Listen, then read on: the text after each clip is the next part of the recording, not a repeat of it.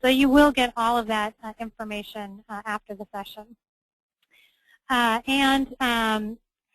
got a couple notes about free and open access to information, and is it possible to see a list of the webinar attendees? Here's what I'd like to do on those questions. If anyone has an objection to us sharing the list of attendees, just type that into the question box or into the chat box. Otherwise, we will go ahead and share that.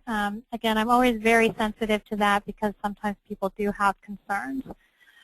All right, so who's speaking? The voice here is Stephanie Vance. I've had the pleasure of meeting many of you at ALA Legislative Day, state chapters, etc. As you can see, I'm reading my book there, Citizens in Action. I'm sitting in front of the Capitol, so I must be from Washington, D.C.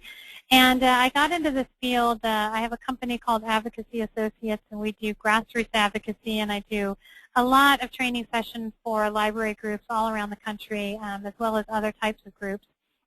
And basically the way I got into it was I worked on Capitol Hill for 3 different members of Congress.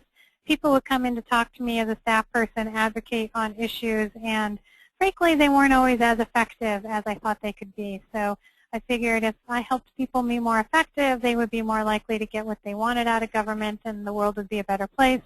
So I started that work about 10 years ago and really have been privileged to work with many of you, not just in advocating at the federal government, but also at state and local governments and environments as well.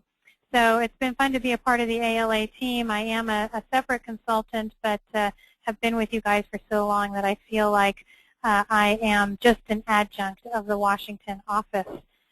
So speaking of the Washington office, I'm going to, as I mentioned, turn